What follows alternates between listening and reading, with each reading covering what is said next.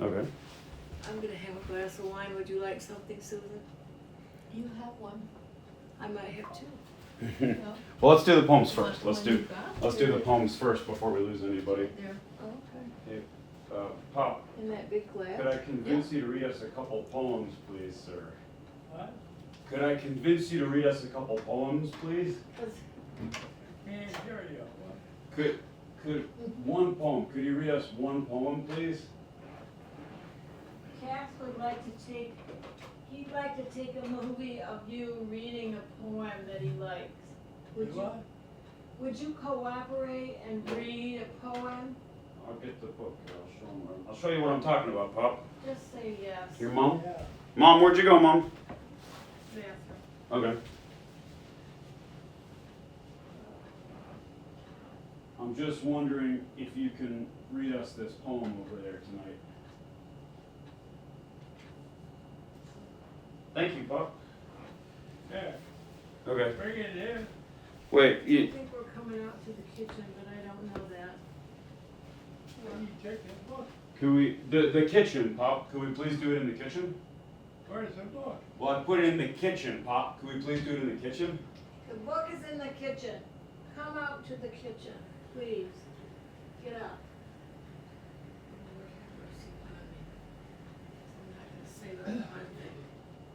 I'll give Time you. is it? I'm going to bed pretty Well- quick. Pretty quick, yeah. That's why it's just one poem, Yeah. Pop. Not the whole book, you know.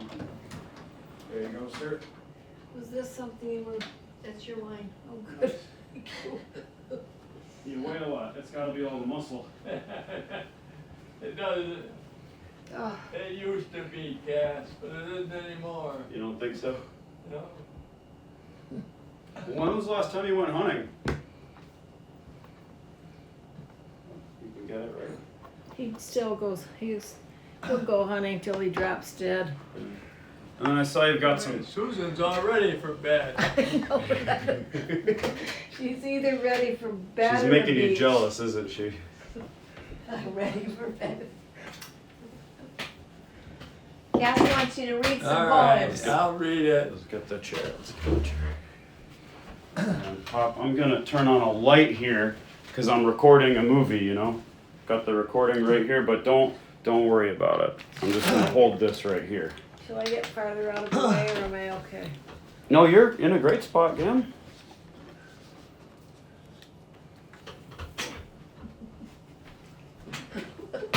I hope you charge for this. You found Moo Cow Moo, huh? Yeah, I did. Oh, that's a good My one. pa held me up to the moo cow moo, so close I could almost touch. And I fed him a couple of times or two. I wasn't a fraidy cat much. But if my papa goes into the house and my mama goes in too, I keep still like a little mouse. For the moo cow moo might moo. The moo cow moo has tails in his piece of rope all raveled all down where it grows. And it's just like feeling a piece of soap all over the moo cow's nose. And the moo cow's lots of fun just swinging his tail about. But if he opens his mouth, then I run. That's where the moo comes out. Moo cow moo has deers on his head, and his eyes stick out of their place, and the nose of the moo cow moo is spread all over the moo cow's face. And his feet is nothing but fingernails. His mama don't keep them cut, and he gives folks milk and water pails when he don't keep his handles shut. But if you or I pull his handles, why, the moo cow moo says it hurts. But the hired man, he sits close by, squirts and squirts and squirts. Yay. All right.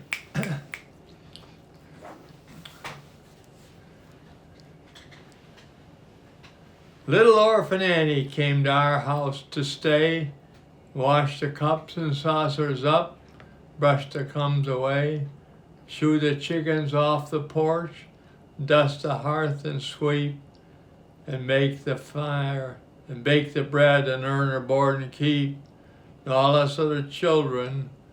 When the supper things is done, we sit around the kitchen fire and has the mostest fun, listening to the witch's tale that Annie tells about.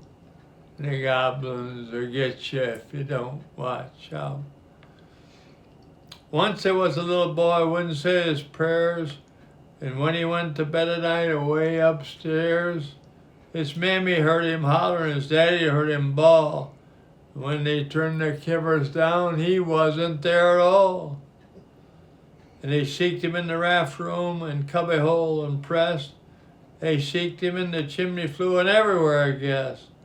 But all they ever found was just his pants and roundabout. And the goblins will get you if you don't watch out.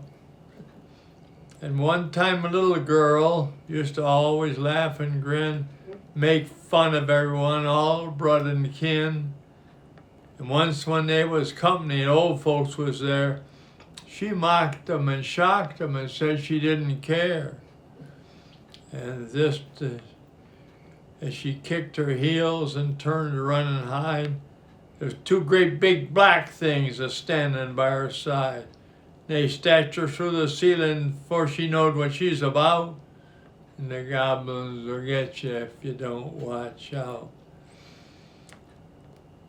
And little Orphan Annie says when the blaze is blue and the lamp wick sputters and the wind blows through, and all you hear the crickets quit and the moon is gay and the lightning bugs' dew is all squenched away, you better mind your parents and your teachers fond and dear, and cherish them that loves you and dry that orphan's tear, and help the poor and needy ones that cluster's all about, or the goblins will get you if you don't watch out. Yay! James Whitcomb Riley. Uh-oh, she has more.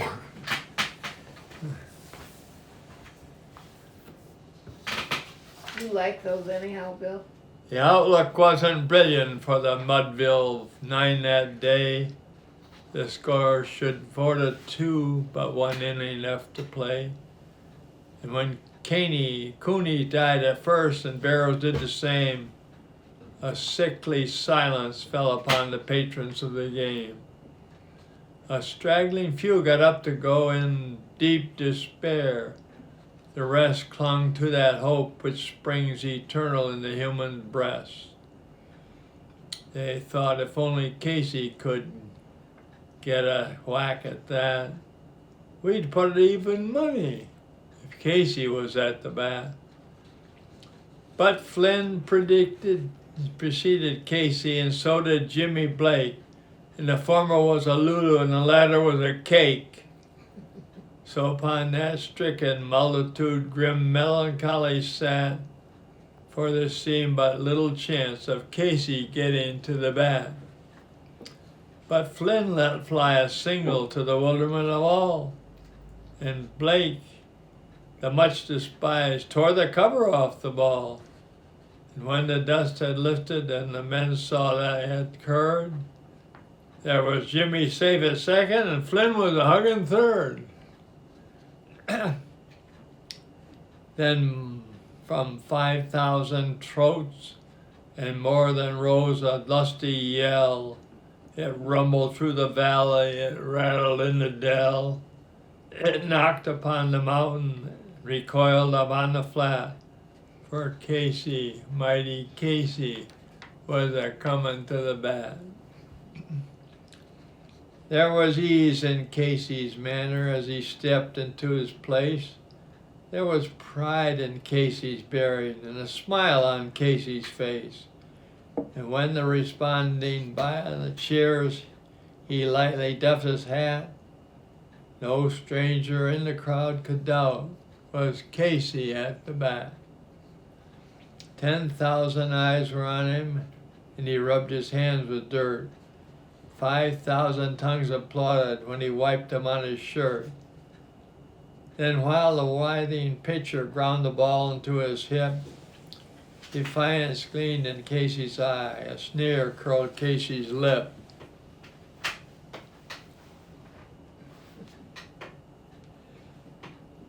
Bless you. Bless you. Bless you.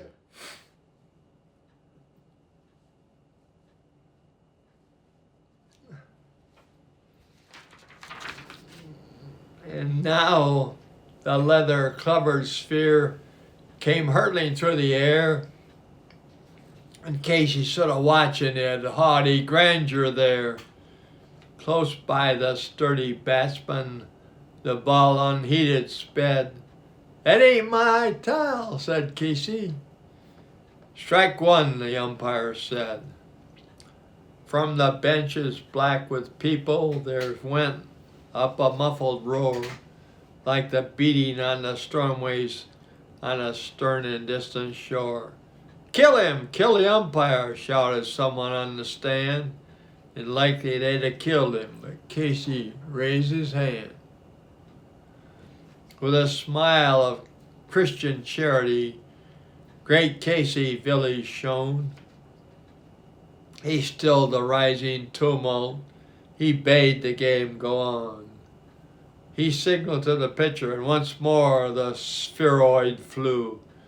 But Casey still ignored it. The umpire said, "Strike two."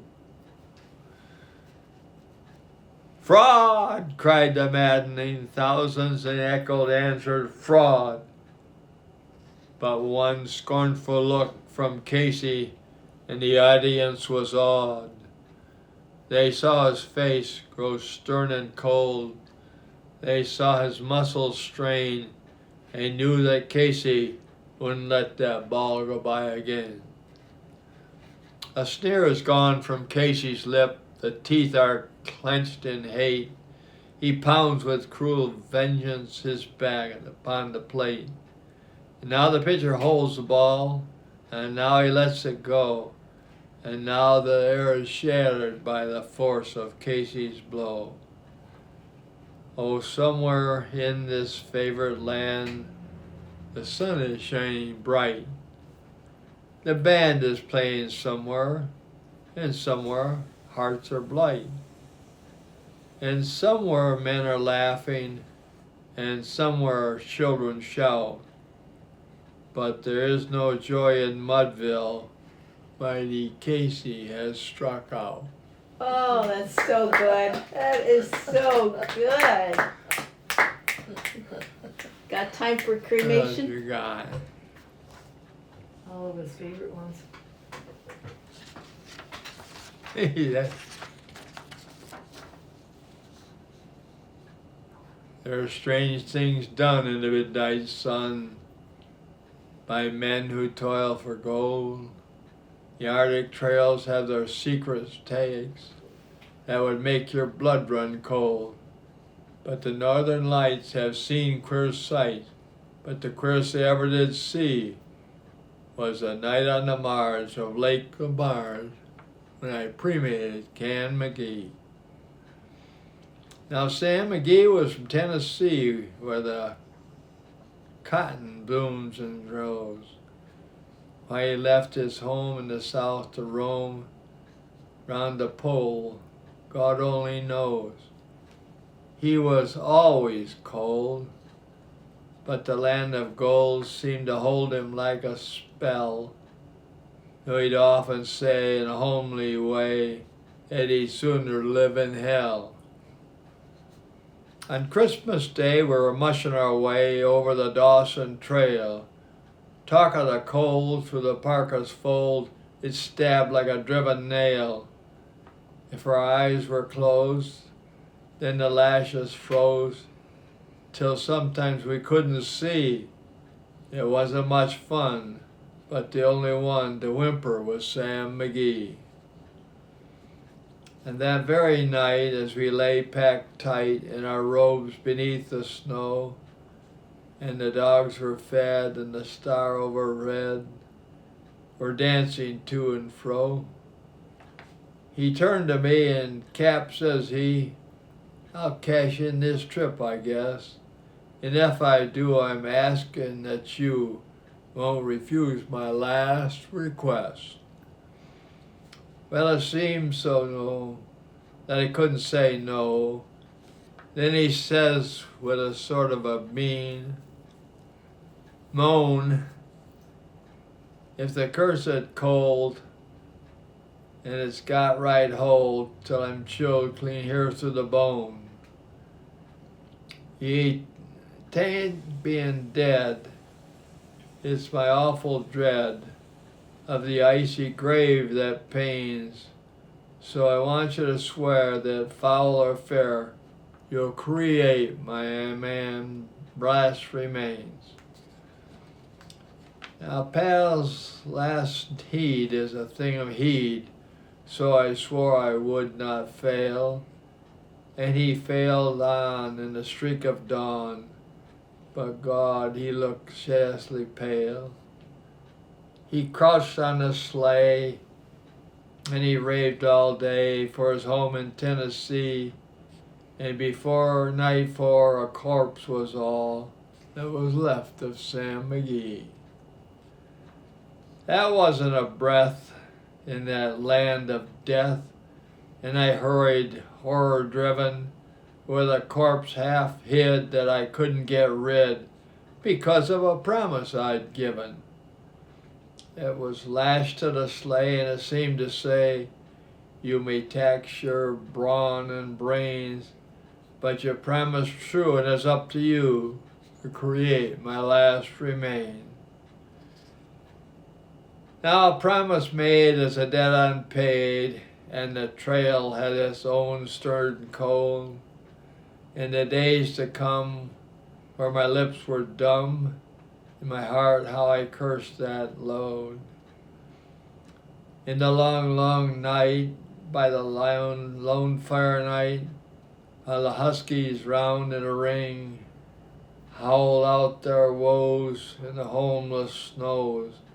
Oh God, I loved that thing. And every day that quiet clay seemed heavier and heavier to grow. And on I went till the dogs were spent and the grub was getting low. The trail was bad and I felt half mad, but I swore I would give in. And I often sing by the hateful thing and hearkened with a grin. Till I came to the marge on Lake LaBarge, and a derelict there lay, and it's jammed in the ice, but I saw in a trice it was called the Alice May. And I looked at it, and I thought a bit, and it looked at my frozen chum. Then here, said I, with a sudden cry, is my crematorium. Some planks I tore from the cabin floor and lit the boiler fire. Some coal I found that was lying around, and I leaped a fuel higher. The flames just soared and the furnace roared, and the blaze you seldom see, and I burrowed a hole in the glowing coal, and I stuffed in Sam McGee. Then I made a hike, for I didn't like to hear him sizzle so, and the heavens scowled, and the huskies howled, and the wind began to blow. It was icy cold, but the hot sweat rolled down my cheeks and I didn't know why. And the greasy smoke and the inky choke went streaking down the sky. I did not know how long in the snow I wrestled with grisly fear, but the stars came out and they danced about. Ere again I ventured near. I was sick with dread, and I bravely fed. Just take a peep inside. I guess he's cooked, and it's time I looked. Then the door I opened wide. And there sat Sam, looking cool and calm in the heart of the furnace roar.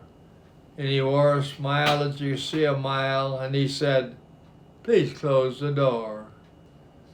In the fire and here, but I greatly fear you'll let in the cold and storm. Since I left Plum Tree down in Tennessee, it's the first time I've been warm. There's strange things done in the midnight sun, but the men who have mold for gold, the Arctic trails have their secret takes that would make your blood run cold. The Northern Lights have seen queer sights, but the queerest I ever did see was that night on the marge of Lake Labarge when I cremated Tam McGee." Wonderful. Thank you so much. Thanks, Pop. That's it. That was fantastic.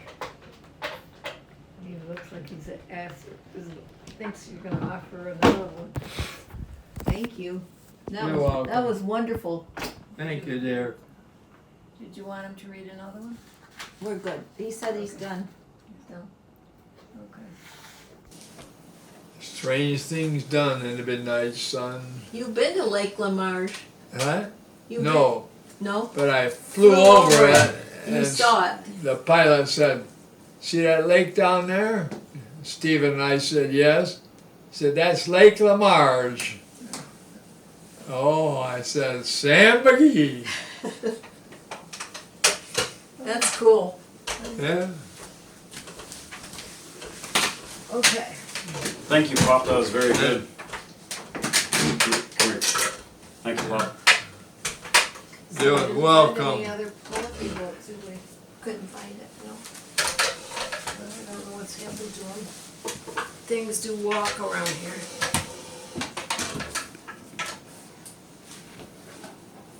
That's one I used at school. James Whitcomb Riley. Yeah, that's it. That's it, Pop. That's the Little Orphan Oh, Annie that's a right good there. one. Little Orphan Annie. Those are some of my favorites. Maybe there's another one, Bill. Don't leave yet. Wait, I He's think he can go, right, Pop? You gotta go to bed, right, Pop? He's choosing not to hear you. So, let me see. This, I'll probably just leave this where it is, but if I could turn it up. Okay, there we go. Alright, so.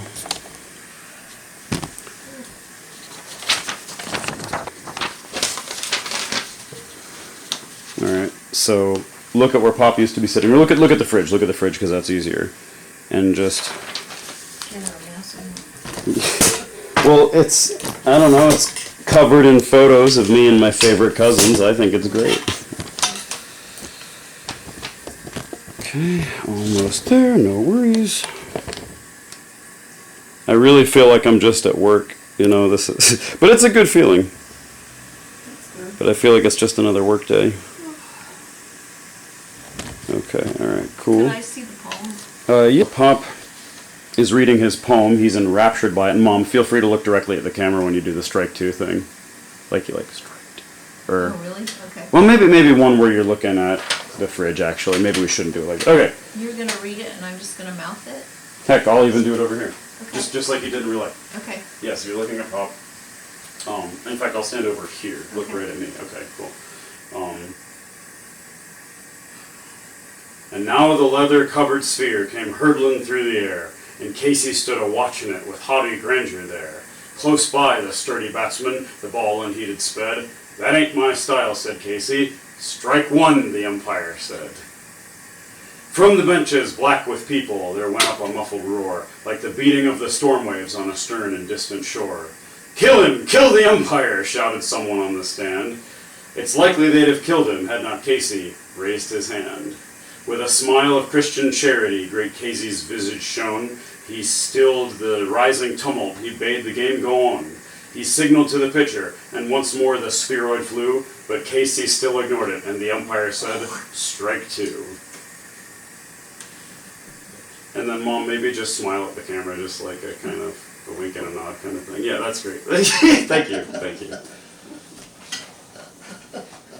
Thank you. You're welcome. Oh, that's great. So you know, Can I tell you a yeah, funny yeah, story? yeah. Go for it. You're I'm not also. recording, are you? I'm not. I'm gonna. When I was at UVA and with the Fellowship of Christian Athletes at UVA, we had to keep very strict boundaries between protecting UVA. We were not allowed to say UVA, use, like, we had to be we were very strict. Even like when talking about UVA to UVA kids, In our communications. So Okay. In our, like internal FCA communications. not internal, external. Oh, I see what you're saying. Okay. So,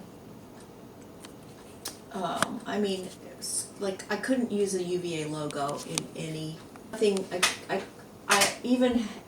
for many years, I would just say the university, I couldn't say University of Virginia. The company.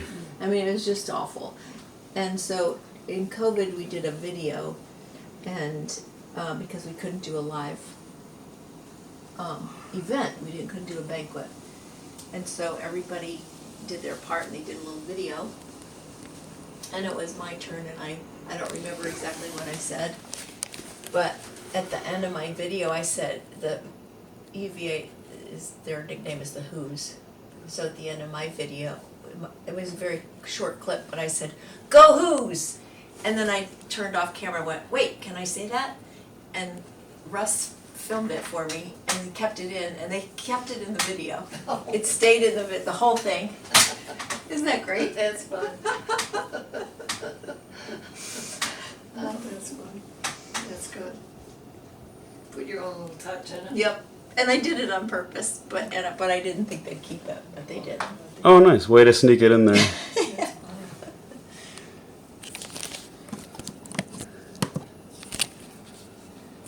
Because the bottom line is, not everybody, but most of our big donors are huge UVA fans. And they're alums, and like they love it. that's the whole reason they give to the ministry. So, Funny. yeah, they've loosened up a little bit. That's good. It's because the players get paid now. Do they? Oh yeah. Well, good for them. I think that's the right way to Yeah. go. Mm-hmm. Yep. Besides tuition, et cetera. And the scholarship. Yeah. Yeah, just focusing on the process, not necessarily the results, because the results will come if the process is right.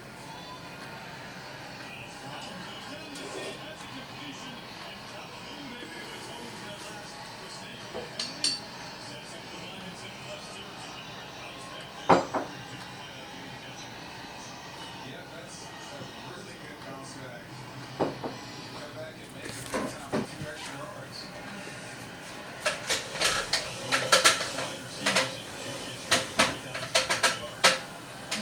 This is our seat. We're in the gallery, Again, the peanut gallery.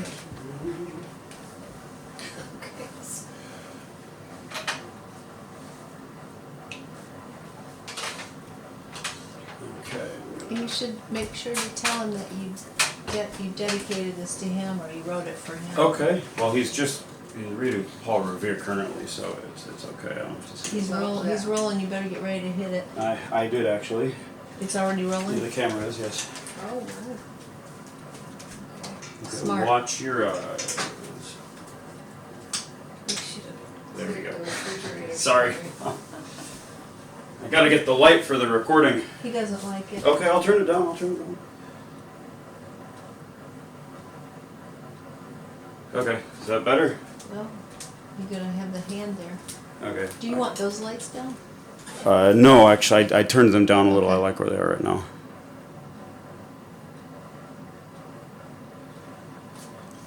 Here, Pop, I can turn it down even more if you want. See? If it's higher, if it's up. 25%. Okay. Let me just make sure that looks good.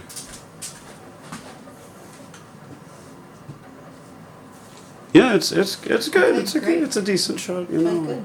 the light should really be over here, but this is fine. We should get all that crap off the refrigerator for Let me actually do something kind of funny think here. so. I've got an idea. Why is this light off? Oh my goodness.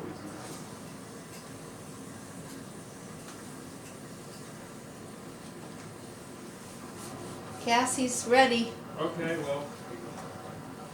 Someone turned the light off in my equipment room. There it is. Okay. This might fix the problem.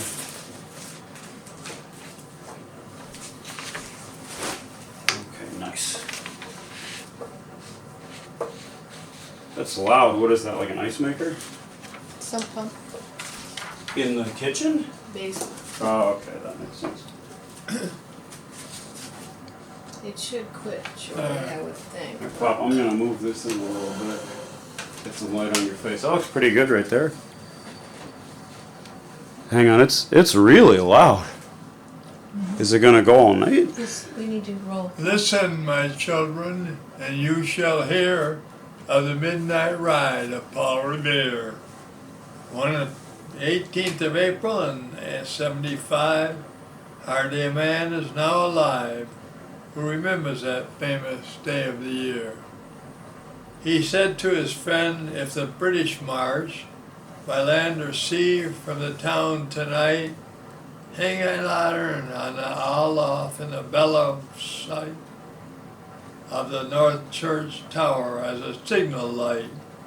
One if by land and two if by sea, and I on the opposite shore will be, ready to ride speedy alarm through every middle like spittle and farm for the country to folk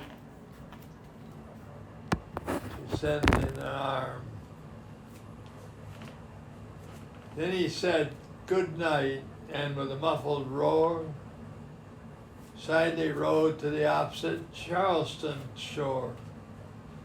Just as the moon rose over the bay, where swinging wide at her mortgage lay, the Somerset British man of war, a Finham ship, with mast each mast and more, across the moon with a prison bar and a huge black hulk that was magnified by its own reflection in the tide. Meanwhile, impatient to mount and ride, booted and spurred with a heavy stride, on the opposite shore walked Paul Revere. Now he patted the horse's side. How gazed at the landscape far and near, that impetuous stamped the earth and turned the tighten to the saddle girth. But mostly he watched with eager search to the belfry tower of the Old North Church as it rose from the graves on the hill, lonely and spectral, solemn and still. And lo, as he looks on the belfry's height, a glimmer and then a gleam of light. He springs to his saddle, the brighter he turns. Who that day would be lying dead, pierced by the British musket ball. You know the rest in the books you have read, how the British regulars fired and fled, how the farmers gave them ball for ball from behind each fence and farmyard wall, chasing the redcoats down the lane, then crossing the fields to emerge again. Under the trees at the turn of the road, and only pausing to fire and load. So through the night rode Paul Revere, and so through the night went his cry of alarm to every Middlesex village and farm, a cry of defiance and not of fear. A voice in darkness, a knock at the door, and a word that shall echo forevermore. For born on that night, wind of the past, through all of our country, to the last, in the hour of darkness and pure of need, the people were wakened and listened to hear the hurrying hoofbeats of that steed and the midnight ride of Paul Revere. Yay! Thanks, Pop. Mom, could you get in there and do your poem? Because I need to reframe the shot for two people. Oh,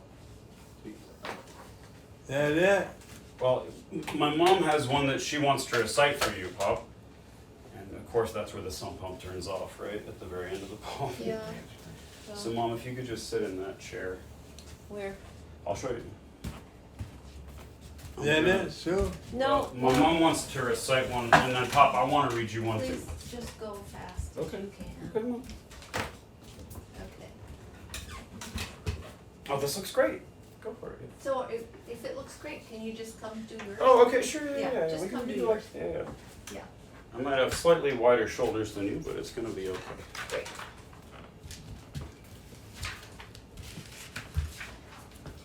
All right, Pop. So I just want to tell you something. Judge, do you have your ears in? Can you hear me okay? What? Do you have your ears in? Can you hear me okay? Yeah. Okay, so this is a poem that I wrote, and it was sort of inspired by like the rhythm and the word choice of the poems you used to read us. So I wrote it for everybody, but I especially wrote it for you. And I just want to show you. It's about these different characters, right? The religious man, the reporter, the masters of time, the map makers, and then this one at the end is kind of a surprise for the reader. You want me to read it to you, Pop? Huh? Do you want me to read you my poem? Yeah. Just follow along, because you're gonna want a guide, okay? The Okay. religious man may turn his gaze down. He may bow his head, but not to the ground. His inner gaze he lifts to the sky, and beyond that even he asks himself, why? The reporter lives only in present tense, cares only what's happening in current events. He sees with his eyes and he opens to his gut. And he restricts himself to the question of what. The masters of time dive into the dirt to find out our place to this history of earth, be it stone, tablet, market, or quinter or pen. They'll dig it up then, they'll ask themselves when. Creating contours curvaceous yet clear, to trade a way forward, here lies their career. Bait makers, navigators of land and sea and air, considers himself with the question of where. One question left, can you guess his profession? Using each aforementioned method, the detective's conjectures direct him to clues, the question with which we have less to. Thank you, Pop. That's exactly how I meant it. Alright. Is it any good? Yeah, good. You liked it? Yeah, Really? very, very good. You know, I wrote that myself. Yeah. Is it dedicated to Pop? Yeah, okay. How about we dedicate it right now? Here. Wait, you need a better pen. Okay, sure. Yeah, that's a good idea, actually. This one work? Yeah, this one works. Really? You don't want the big one? Okay. Dedicated, a poem dedicated to Bill Cass. Nice. Okay. Thank you. It's beautiful. It's very nice. Well, Mom, do you want to do yours? I can do mine, Yeah, but just it's, do you mine. know, Come on.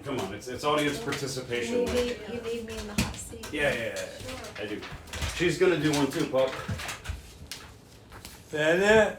She wants to do one I'm too. gonna do one. Yeah. Cass wants me to. This is my poem that I think of the swamp. How many acres have we got down at the swamp? What? How many acres have we got down at the swamp? Well, we did have over 200, but we traded some off. So I think it's a little over 100. Okay. Well, this poem reminds me of What? This poem reminds me of the swamp. If I can remember it. When despair, it's called A Piece of Wild Things by Wendell Berry. When despair for the world grows in me. Where's that picture of those tracks you showed me? It's on my phone. Well, can you listen to Susan's poem? He can't hear me. Send me the. I can't shout it either. Here, maybe this will help.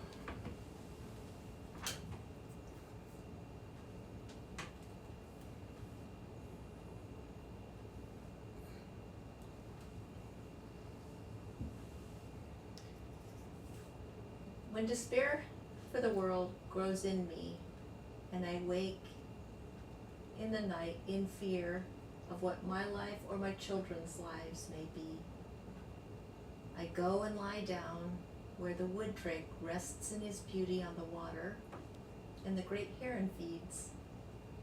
I come into the peace of wild Can't be a things bear. who do not tax their lives with forethought of grief. I come into the presence of still water, and I feel above me the day-blind stars waiting with their light. For a moment, I Send rest it to in the Stephen. grace of the world and am free. Let's give her a round of applause. Send it to Stephen. He said it's a possum. What? Possum. He says possum. He said possum? Let me get that. He said long fingers, double feet. Let me, Let's look at the double. let me get the possum. You can see the double This is great stuff. double feet. And the long toes. I call them fingers. That's okay. They're really toes. You can call him anything you want to. Well, maybe. Yeah. I think that may be. Right here on the driveway. What? That's right out here. Your driveway. This is? Yeah, that's your driveway. Yeah. He was out there last night. Well, if I had known that, I wouldn't have said it was a coyote. Oh, okay. You said it was a coyote? I thought you said it was something else. Well, it's a possum, right? Possum. Possum and a coyote are two different things. Cause there's like, Could be a coon. they walk like, Steven said, cause the possum has the 2 feet. That could be a coon. But he said the 2 feet together are possum. Right. That's what he told me. But yeah, I get it. I thought it was a raccoon, but then Steven says it's a possum because it's like Cause that. they walk like that. Yeah. You think it could be a possum, Pop? Yeah. It probably is. Well, thank you. Thanks for the reading. Yeah, thanks for the poems, Pop. I thought there was gonna be You're more. welcome. I was waiting for more. I know the walrus and the carpenter we didn't do. I know, is it too late? I think he's done. Okay. Well, maybe I can get it with Steve tomorrow. Yeah, there you In go. fact, I'll just leave the equipment here, then I don't have to, not like in the kitchen, but I'll put it away, and then I don't have to keep bringing it back and forth, and it won't take as long, right? Okay. Okay. Hey, good night, Pop. Come here, Pop. Yes, I hear you. Good night. Here, give me a hug. Good night. Good night, Pop. Did you really like my poem? Yeah. Thank you. He loved it, Cass. He loved it. It is awesome. Very proud of you. He really just went for it, you know? He It went was right great. for it. Yeah, he went right for That it. was good, Cass, very good. I get a hug too, but I have to stand up. We'll make it happen. Let me turn this off. Alive tonight, are you? Yes, I am. It feels like midnight. And I know it's not.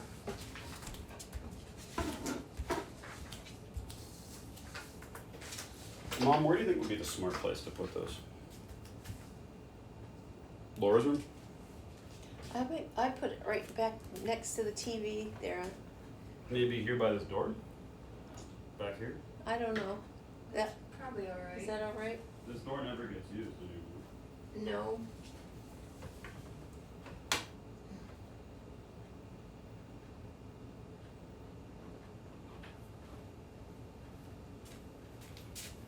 Sharp teeth. He's not quite ready, just wait.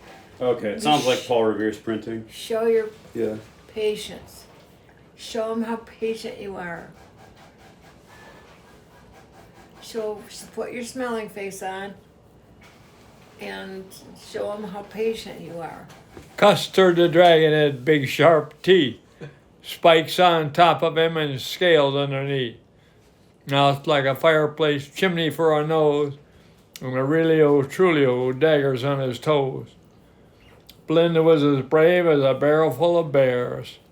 And Ink and Blink chased lions down the stairs. Mustard was as brave as a tiger in a cage, and Mustard cried for a nice safe cage. Belinda tickled him, she tickled him unmerciful.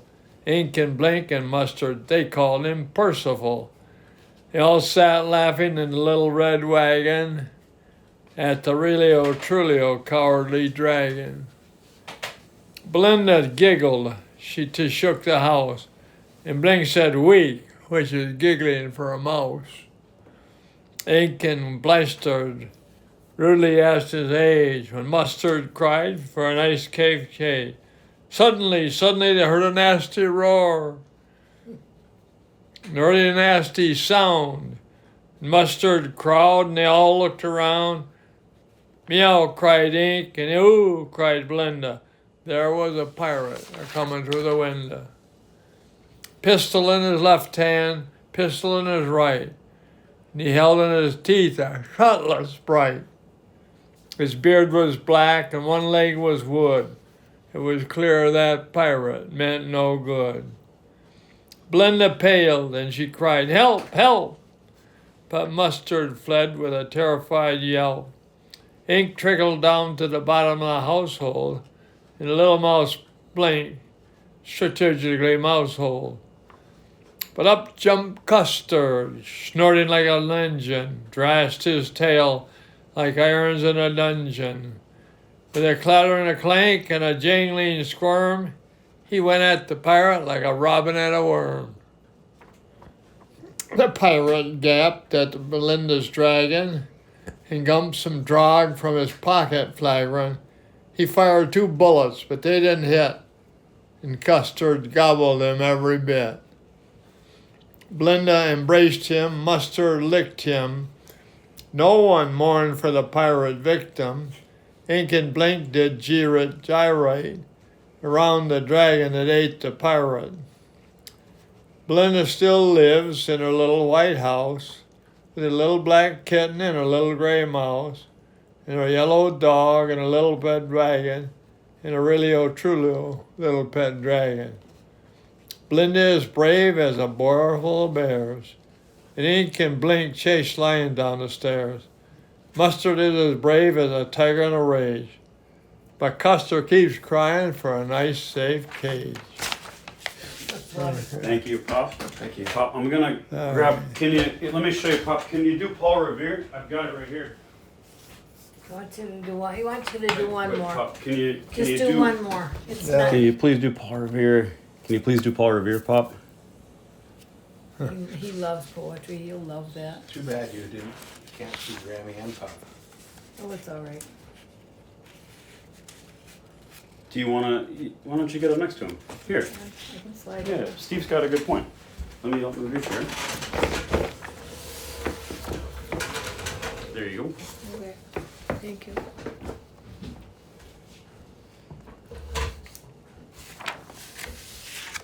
And let me make sure you're in the shot. And then, Steve, since my phone's in use, could you please print the, what is it, the one my mom wanted, the Walrus and the Carpenter, please? Thank you so much.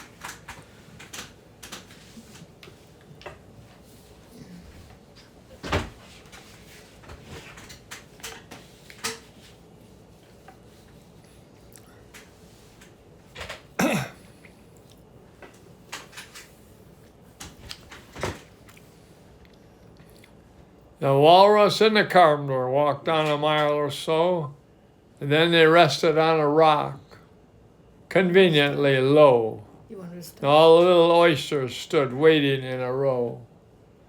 A time has come, the Walrus said, to talk of many things, of shoes and ships and sealing wags.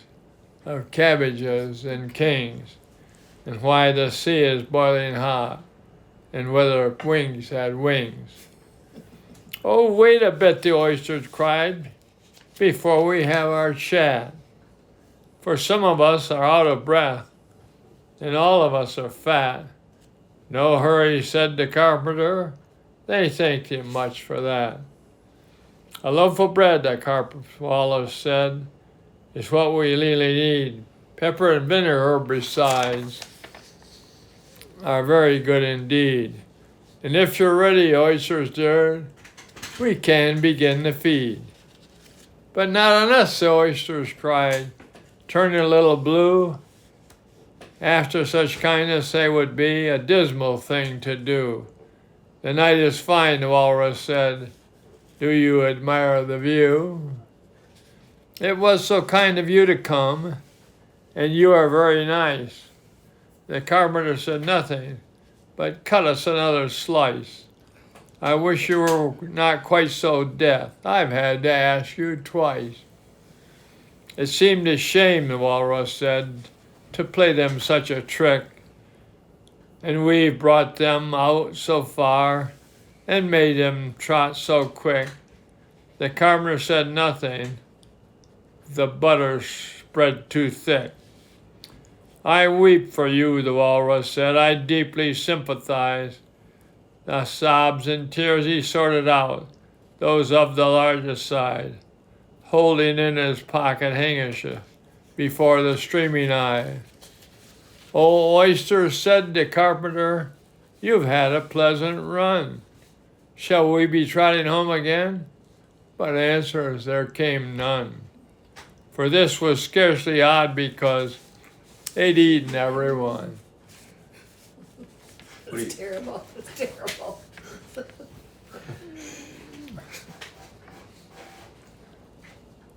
Well, Steve, that was the fastest print job I've ever seen. I know. I asked you to print the walrus and the carpenter, and all of a sudden it was right there on the table in front of them. I printed it again. Oh no. Okay. Pop, can you give us Paul Revere, please? It's right there in front of you, Paul Revere.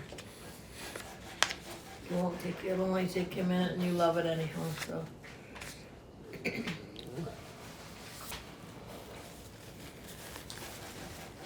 My napkin.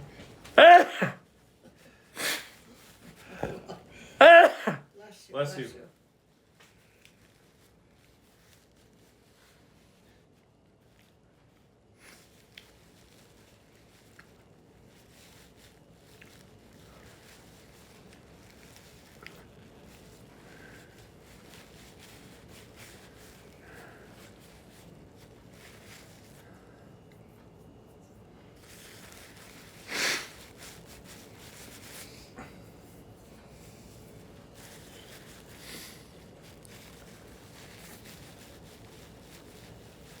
Oh my, okay. Well, how you doing? Want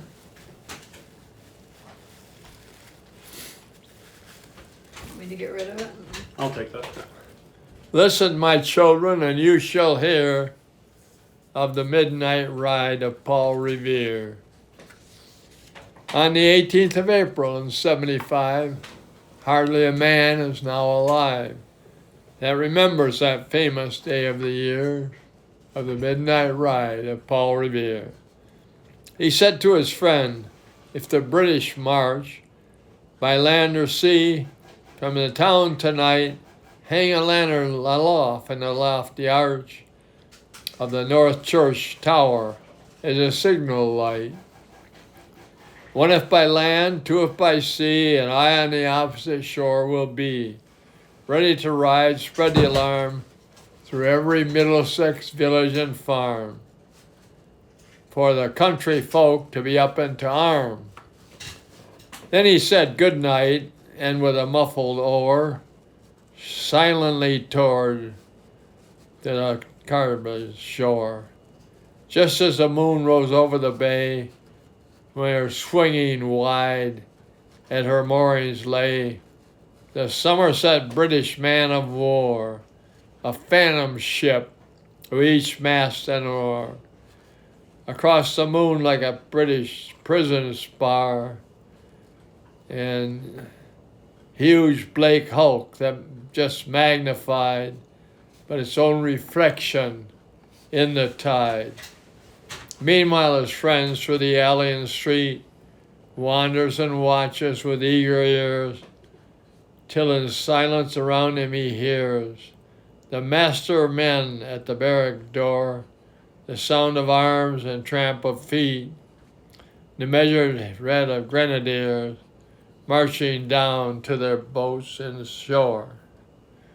Then he climbed to the lower of the church, up the wooden stairs a steadily tread, to the belfry chamber overhead, and startled the pigeons from their perch on the sounding rafts that round him made masses and moving ships of shade by the trembling ladder steep and tall to the highest window in the wall, where he paused to listen and look down a moment on the roofs of the town, in the moonlight blowing off for all. Beneath the churchyard lay the dead in their night encampment on the hill, wrapped in silence so deep and still that it could not hear like a settle's tread. The watchful night wind as it went, creeping down along the tent and seeping to whisper all is well. A moment only he feels the spell. Oh, the place and the hour and the secret dread of a lonely belfry and the dead. For suddenly all the thoughts are bent on a shadowy something far away, where the river widens to meet the bay, a line of black that bends and floats on the rising tide like a bridge of boats. Meanwhile, impatient to mount and ride, boated and spurred and heavy stride, on the opposite shore walked Paul Revere. Now he pat his horse's side, now gaze on the landscape far and near. The impetuous stamp to the earth and turn and tighten with eagle search the belfry tower of the Old North Church as it rose above the graves on the hill, lonely and special, and somber and still. And lo, as he looked on the belfry's height, a glimmer then, a gleam of light. He springs to the saddle and bridle to turn. He lingers and gazes till full on the sight a second lamp in the belfry burns. A hurry of hoofs in a village street, a shape in the moonlight on a bright and dark, and pebbles in the passing star. Struck out by a steed that defiled his feet. That was all, and yet through the gloom and the light, the fate of the nation was writing that night. And spark struck out by the steed in the flight, kindled the land into the flame of the heat. We left the village and mounted the steep, beat him tranquil and broad and deep. In the mystic meetings, the ocean tide, and under the alders, the skirt is edge, now soft on the sand, now loud on the edge. He heard the tramp of his steed as he rides. It was 12 by the village clock when he crossed the bridge into Medford town. He heard the crowing of the cock and the barking of the dog. And faith, the damp, the river's fog that rises when the sun goes down. It was 1 o'clock, one by the village clock, when they galloped into Lexington. He saw the gilded weathercock swim in the moonlight as he passed. And the meeting house, windows blank and bare, gazed at him with a special glare. and he already stood against the bloody work they would all upon. It was 2 by the village clock when he came to the bridge in Concord town.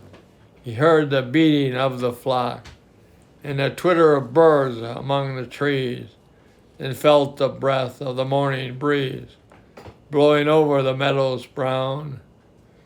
And one was safe, asleep in his bed, who by the bridge would be first to fall, who that day would be lying dead, pierced by a British market ball. You know the rest, in books you have read, how the British regulars fired and fled, how the farmers gave them ball for ball from behind each fence and farmyard wall, chasing the redcoats down the lane, then crossing the fields to emerge again. Under the trees, at the turn of the road, and only pausing to fire and load. Here's a page. I don't know if it's that one or not.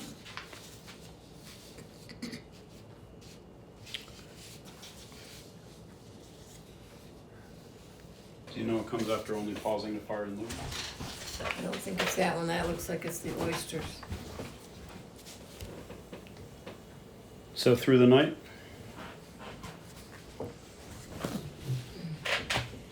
So through the night rode Paul Revere.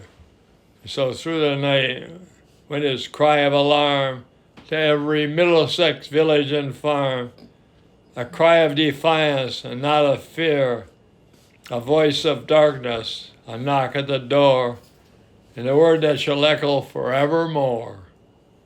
For born on that night, wind of the past, through all of our history to the last, in the hour of darkness and peril and need, the people will awaken and listen to hear the hurrying heartbeats of that steed and the midnight message of Paul Revere. Perfect. Thank you, Pop. Thank you. Those are some good poems. Yeah, wonderful poems. See ya. Going bad. Thank you. See ya, Cass. I'm night, glad Steve. you're home, Good night. yes. All right. See ya. What's that, Mom? Glad you're home. Thank you. Bye-bye. What printed? Just another walrus? Yeah, that's what you asked. Well, thank you. All right, let me clean this up. Oh, I should have turned the outside light. Would you hit that switch behind you? Yeah. Turn it on. Thank you. Is he on foot? No, he's got his car. Okay. Smells like someone's having a cookout or a bonfire or something. Well, it certainly could be. It's quite a nice evening. It's only 8 o'clock. Yeah? Even so, I should probably get moving. Well, you're welcome to stay here. Oh, thank you. You got it, Pop?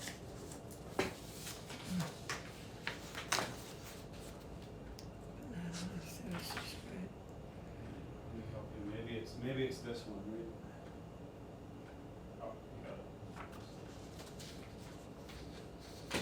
it. It's not clean, it's dirty. Oi, oi. You need to get up, my dear.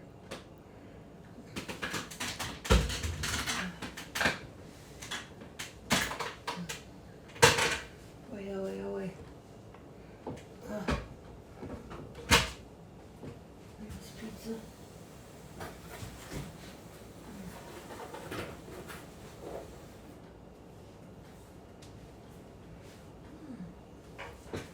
Oi, oi. Oi, oi. Let's put that in the fridge. I can't. I don't know where it went. Oi, oi, oi.